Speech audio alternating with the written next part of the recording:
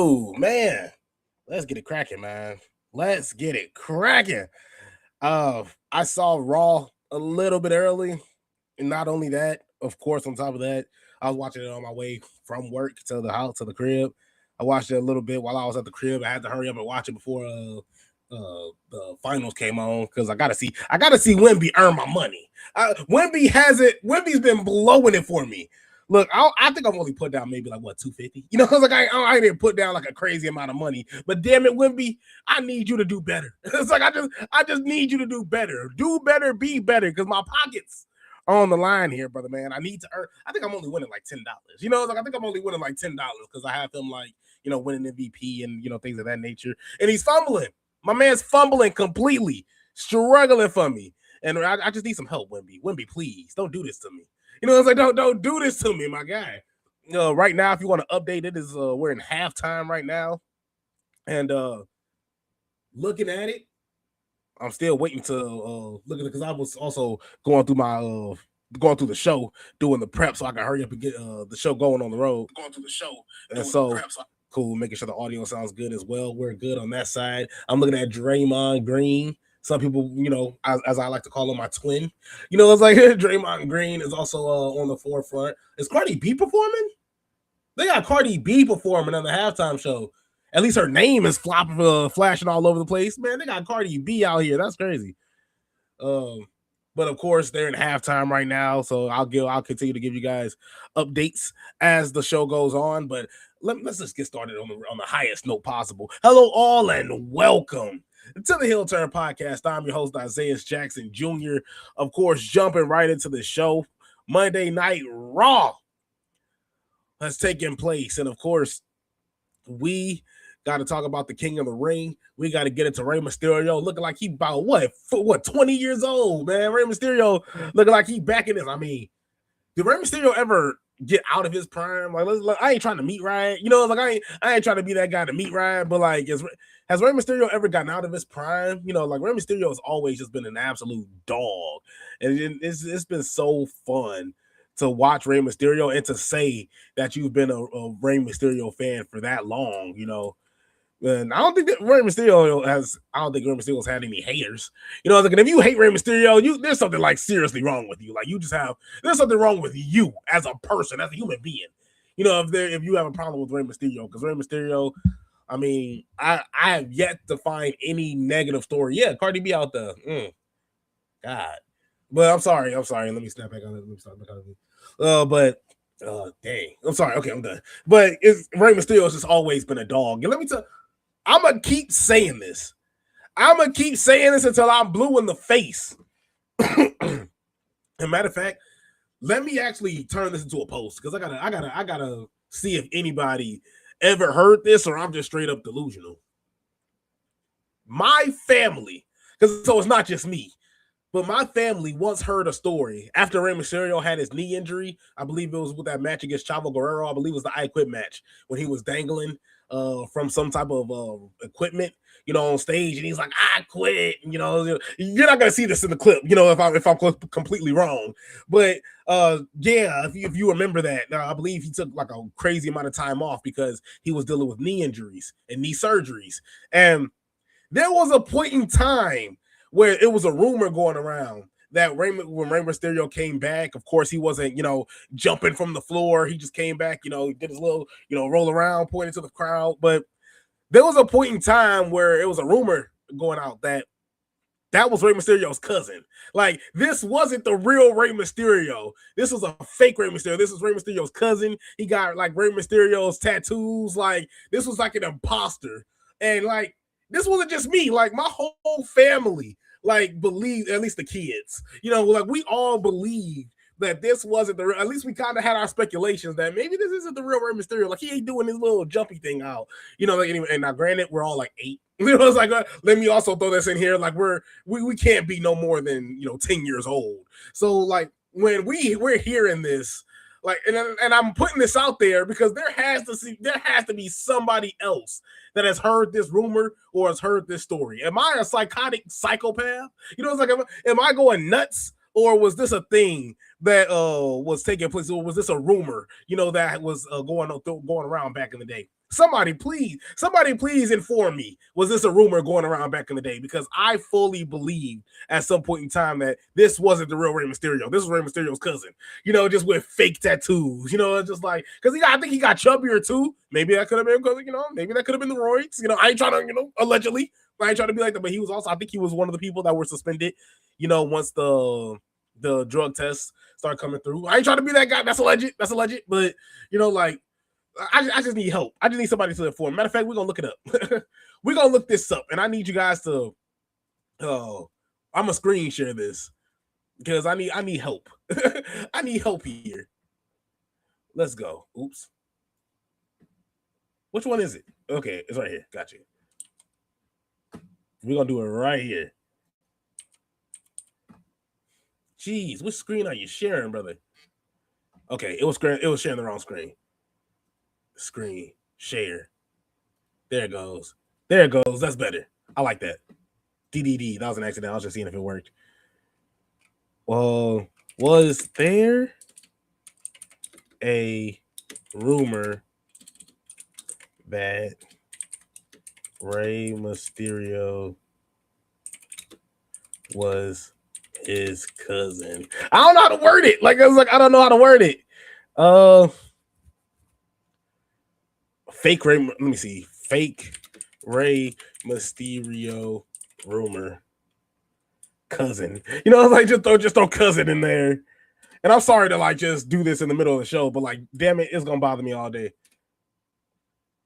Rey Mysterio not a clash in Italy. Fake rumors. Yeah, fake rumors. Rey Mysterio retiring. Rey Mysterio exposed. Rey Mysterio the kill rumor.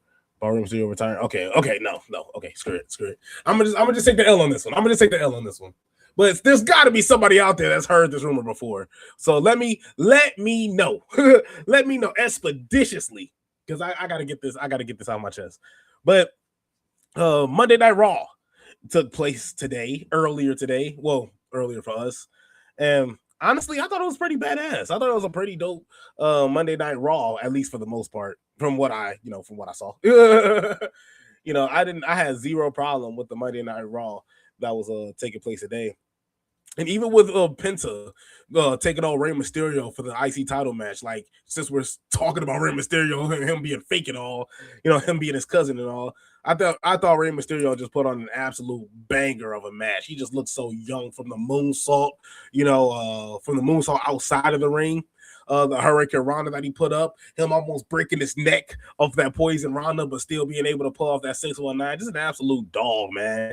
Just showing you he's just a force to be reckoned with. I mean, like I said, still walked away with the L. Still suffered the L. Had a loss. Unfortunately, we won't see Rey Mysterio holding that IC title anytime soon, but it would be cool if we did. Definitely be cool if we did at some point in time. I think that actually would be pretty fire for Rey Mysterio. We know he doesn't need no main roster push. It's not something we're, screaming for Rey Mysterio, but definitely looking for him to be, do something of interest, of worth, for the in the WWE while he's still wrestling in the WWE. Just give him that time to shine, while he's still wrestling for the WWE. So honestly, I like it. I like outside of him, getting jumped. Outside of him getting beat up by Ethan Page and Rusev. I thought that Chad Gable coming through and saving him was a good icing on top as well. Just top tier all around. Chad Gable, absolutely, the Paris crowd going. Jesus Christ. The Paris crowd going absolutely nuts. I forgot to share it on Facebook, so I was on Facebook. But the Paris crowd going absolutely nuts for Chad Gable. Every time he showed up on screen was just absolutely pretty cool. And now we know he's going to be apologizing to Otis. So I think that's going to be pretty awesome in itself. Don't reunite with Otis. We don't need Chad Gable, American Idol for we don't need to reunite none of that. What we need is Chad Gable to be pushed the right way. Because Chad Gable got absolutely screwed when he got matched up with Sami Zayn. And that was a rivalry that he should have absolutely won. And he should have beat Gunther as well. I felt like he just got so screwed in more ways than one. Chad Gable did, which is why he didn't get the push, that he rightfully deserved, or at least get pushed over the moon as he so rightfully deserved. So that definitely always rubbed me the wrong way, with Chad Gable in the run that he was supposed to have like a couple years ago. So, hopefully they do this the right way. You hear the crowd, and it's not just in Paris. Like we love Chad Gable out here, and I'm speaking for all of us. I was like, I'm speaking for all of us. We love Chad Gable out here. So I definitely think it's best, or it should be in the best interest, especially for him to go and take that IC title away from Penta and get this show on the road. Let's go. Let's absolutely go. I'm down for it. And so, even going forward with that, and even going forward with that, you got Obafemi getting attacked by the Judgment Day. However, he's Obafemi, so he just shakes it off. He says that, he talks to Dominic Mysterio. He says that even though Ray is your dad, I'm gonna show you who your daddy is. Oh, yeah, that's crazy. That's crazy. Dom, I don't know how you're gonna win this. It's like, I don't know how you getting out of this one, brother, but hey, good luck. Good luck. Liv Morgan. Liv Morgan, of course, it was her birthday today, and she actually won this fatal 4-way match in the King of the Ring tournament. She beat Alexa Bliss, Chelsea Green, and Becky Lynch. And this is after everybody ate each other's finishers. Like, I believe Liv Morgan got absolutely mollywopped by Alexa Bliss with her sister Abigail DDT. She was then attacked by Becky Lynch, got hit with the manhandle slam, and then got attacked by Chelsea Green with the unprettier, and then Liv Morgan just got up and just rolled up Chelsea Green, hit her with the backwoods for the win. 64-57, the New York Knicks are leading your San Antonio Spurs. I'm rooting for y'all. Already told y'all. I got money on the line. This is I'm financially invested in this game here. So I'm going for the Spurs all the way, and I like me some Wemby. I like Victor Wembanyama, so that I can't complain on that either. So even going forward, and that's the thing, I'm not a fan of. I still got something to bitch. I still got time to complain, but I still got a little bit of problem with Liv Morgan getting pushed into this King of the Ring tournament. I feel like this is it needed? You're already women's champion. What do you need this for? I don't think this is a story being pushed any further. At least I don't see it going anywhere. I'm not seeing the vision as of yet. So hopefully WWE know what they're doing here. I just don't think that, even though the match was good, even though Liv Morgan is still talented as she is, I don't know what's up with this huge push, that's or this, what's going up with WWE shoving Liv Morgan up in our faces like this. And that's just me. That's just my thought. Maybe a lot of people are. And granted, I still think that Liv Morgan is doing great work. I still think Liv Morgan is deserving, of the spot that she's in. But dang, man, I'm tired. It's like I'm getting this Liv Morgan fatigue. She up there with Cody Rhodes. That's how I'm seeing it at this point. But still, a really good match through and through. So Ruka took on Lyra Valkyria, and even though I was so hyped for this match, man, it wasn't really much going on. It wasn't really much happening in this match at all. It just wasn't really. I wouldn't say like they looked confused. It just seemed like, none of them has got their feet wet. It seems like even though Lyra Valkyria has been at Monday Night Raw and on the main roster for about a year or two, it's still, Bayley is definitely putting a stamp on her, and I still am behind Lyra Valkyria. I just don't see her doing much after this. It's just like I don't really see her doing much. She holds her own, and especially handles herself and her opponents in the ring. That's no doubt about that with Lyra Valkyria. But after losing the IC title, she's just been nowhere. She's just been on a boat, just sailing here and there, just absolutely nowhere. Just going nowhere. Just at sea, looking to find a home, looking to find something stable to do, and it's just been nothing. It's been nothing so far. And I thought her and Sol Ruka was just going to be absolute magic. Nah, it wasn't really much happening there. Sol Ruka did get the win. And LA Knight comes through as well. And look, man, LA Knight can say whatever he wants. He can't shake Jey Uso off his back. And Jey Uso got a dub off him. Like, we can't ignore that. Jey Uso got a win off LA Knight. So LA Knight can't do too much talking. It's like LA Knight can't do too much talking on Jay. But of course, Jimmy showed up, calmed Jay down. Jay tried, I forgot what Jay said. He pointed a gun at him, said bang. He pointed an actual gun, but he pointed, he did a little gun sign to him. Uh, and I don't believe anything. I'm just sick of Jay too. I'm sick of Jay Uso. We just got to get this whole bloodline thing wrapped up. I'm okay with Jay and LA Knight still going at it. Like, I'm cool with that. No problem to it.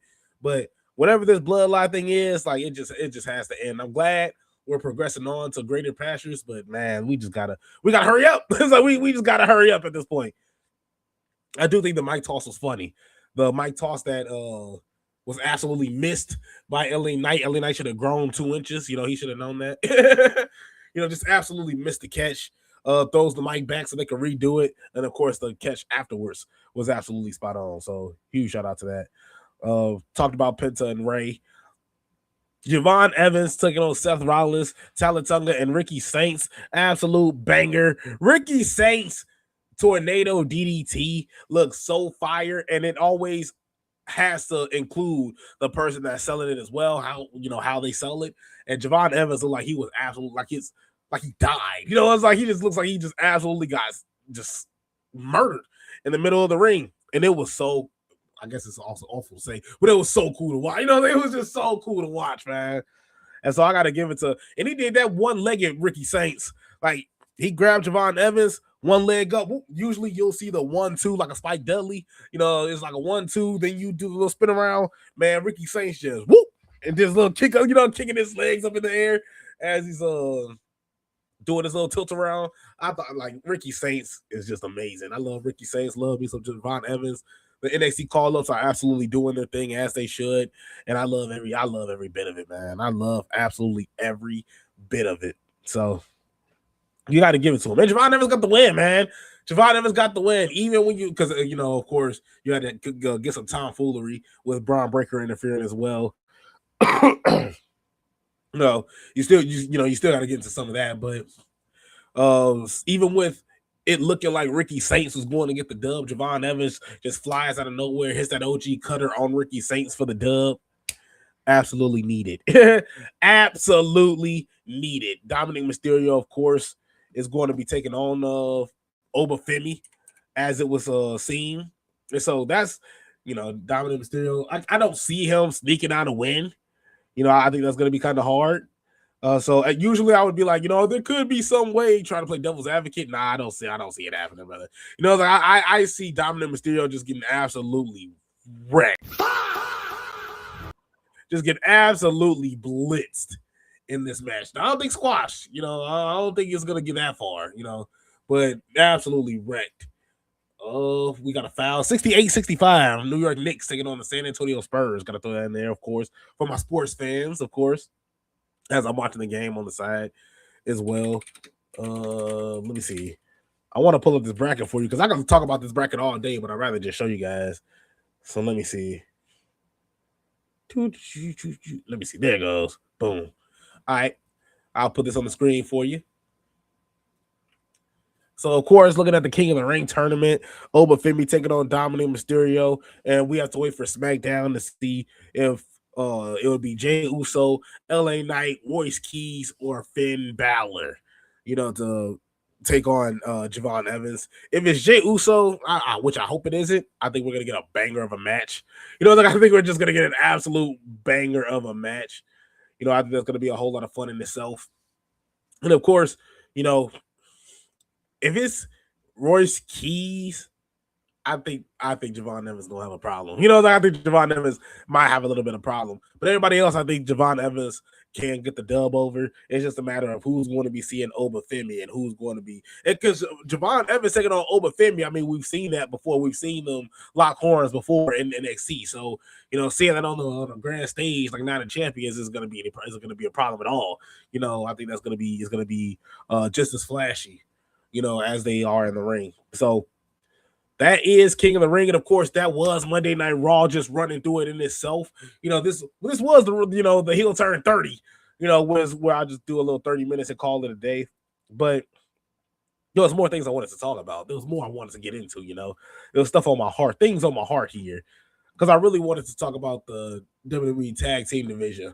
because of course after the New Day uh getting released, I wasn't really as consistent in making content, and so my thoughts weren't really I won't necessarily say coherent, but I did have a long time to think about it, and even then, like I felt like my initial thoughts were better than they were me taking my time going through it because I was still like on the fence when at the time when they were released, I was like, no, this is bull jive. Like, like this, something has to be done about this. Hunter has to answer for this, bro. Like, it's just like at this point in time, I was just like, I don't know, but do we got to call old man Vince back? I was just like, at this point in time, should we call old man Vince? I don't know. Do we gotta do something here about this? It's just something somebody should be punished.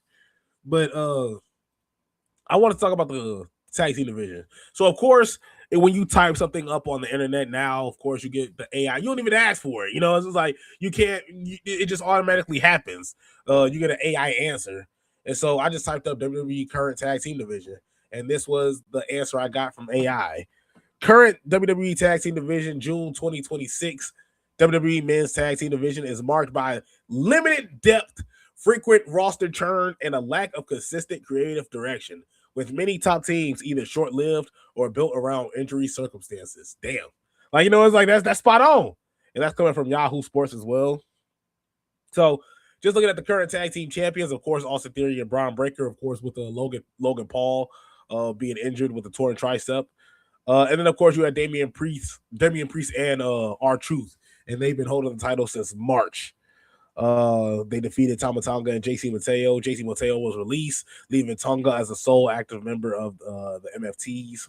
So, of course, just looking at the notable teams right now, Usos, they're dealing with their cousins. Of course, they're not, I would say they're not worried about tag team gold, but I mean, they're not. I mean, I don't think they are. They're worried about being in other people's business, and Jey Uso still wants to be a singles competitor, and I think WWE is still going to give him that rope. I just wish they do a whole lot more with Jimmy and letting Jimmy do his thing as well. Instead of just kind of being, sidelined to whatever Jay's got going on. Jay's doing all the talking, Jay's getting into all the beefs, and Jimmy's just kind of like, holding down his brother, which I think is kind of bull. I think Jimmy should be doing a whole lot more and could be doing a whole lot more. The Creed brothers, of course, Brutus and Julius Creed, also part of American Made as well. But of course, not a whole lot going with them. The Street Profits, which you're just now starting to see them get active. The Judgment Day, who, of course, you see them in tag action, but of course, not seeing them in heavy in the tag team division, I guess you could say, and tag team title opportunities. When Finn Balor and JD McDonough was the 1-2 punch, yeah, I thought it was a whole lot more of them being in the tag team division, them winning tag team gold, them being more of a tandem. Now it's a little bit, it's less than that, especially with Dominic Mysterio and JD McDonough. You're not seeing a whole lot of tag team opportunities with them two. Unless you're like seeing a 6-man with something extra. Liv Morgan, Raquel Rodriguez, and Roxanne Perez, of course, on the women's side, that's them there. But the Miz and Kit Wilson, that's comedy, so you're not seeing much from them. Pretty Deadly, not gonna add them because Elton Prince, Kit Wilson's holding you down. It's just a sad situation there. The Vision, we already talked about them. Bronson Reed being out with injury, and Logan Paul as well. So with Braun Breaker and Austin Theory having to hold it down. Solo Sikoa, Tama Tonga, and Tama Tonga being the MFTs. Nah, I think they're going to be digging into this bloodline storyline here pretty soon, So I was like, I'm not really seeing too much from them in the tag division. Then, of course, going from SmackDown, you got the YS6, who just got released. The Culling, Izzy Dane, Nico Vance, and Sean Spears. Dark State, who just lost a member. The Irresistible Force with the Lash Legend and Nia Jax. The Pride, Montez Ford. Yeah, I'm not. Yeah. No, we're gonna skip that. It's like we're just gonna skip that. Of course, you got Ren, QCC, and NXT. Yeah, that's the old, and the War Raiders, who are actually the AAA tag team champions. So, of course, lack of depth. Many shows feature only a handful of tag teams with frequent roster changes. These guys, of course, being gone. Short-term pairing, some championships. some champions are temporarily due to injuries or storylines, reducing long-term development and stagnation. SmackDown's tag division has been stagnant for months, with the YS6 versus MFT feuds holding titles hostage, which now they're not because the YS6 are gone. And the MFTs, of course, are there for the most part, but yeah, you're not seeing a whole lot going on. So, of course, right now, Austin Theory, Braun Breaker holding the fort on Raw. Whip I Up, Damian Priest, and R-Truth are holding it down on SmackDown as the tag team champions. And, of course, on AAA, you got Eric and Ivar, the War Raiders, holding it down. And the Vanity Project as well, holding a tight ship in NXT. But even in that, I'm not going to talk about Scream Mode. We're not going to get into that. I'm sorry. We're not. This is we don't talk about the Bella twins unless you want to get my stress. I ain't trying to do all that. He's like I ain't trying to get involved in all that. I'm sorry, just not today. I also want to talk about Lio Rush. let me get into Lio Rush real fast. Can you get on my nerves too? Do you guys like this Lio Rush gimmick? Do you guys like what Lio Rush got going on? The black blood or the black liquid. The black liquid coming out of his mouth. Like the eyes. He doesn't know whose house this is. Who's home? I don't know who's home, but somebody's home. I will say though, I will give him credit. That little jump crawl that he do, and then goes to a suicide dive. Nice. I'm gonna give you that. That's clean. It's like that's the psychotic stuff I like to see. Everything else, I'm just like, this is a little weird. It's just a bit much. And even in saying that, even if he is to ever hold a title, as awesome as that is, I don't necessarily seeing that to anybody's benefit. I don't see that helping or gaining any type of, vantage points or any type of boost in momentum for Lio Rush. If he was to hold a title, I don't see any type of momentum boost. I don't see any type of extra fanfare or extra type of fan service with Lio Rush. With him holding a title in AEW, it's just something I'm not really.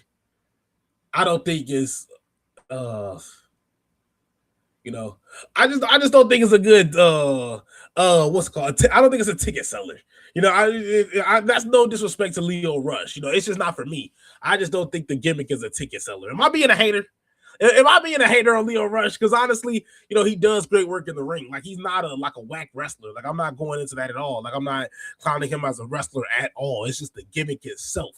It's weird, and even though it is unique in its way,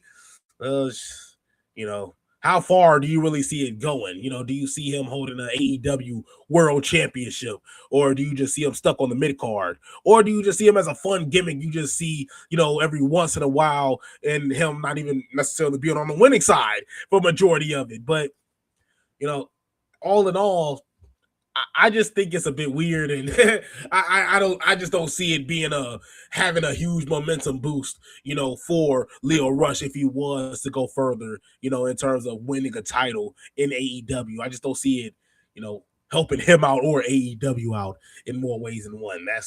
That's just me, honestly. Like I said, I just don't think it's a ticket seller. But I'm a hater.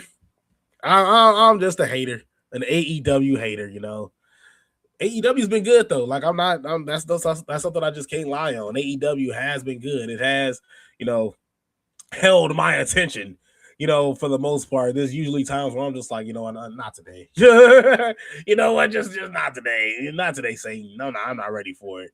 You're not going to give your toughest battle to your strongest soldier today. I'm sorry. But I think that's it. I think I'm gonna call it there. We're at the 30-minute mark. We talked about Monday Night Raw. We had a lot of fun getting into Monday Night Raw. Let me see. I usually have a list as well when I usually want to have things I want to talk about, and I just went through it. So thank you guys so much for tuning in. I will definitely want to get this out in terms of the clips and just get a chance to communicate with you guys and have a whole lot of fun as well. So thank you guys so much for tuning in, and I'll see you guys next time.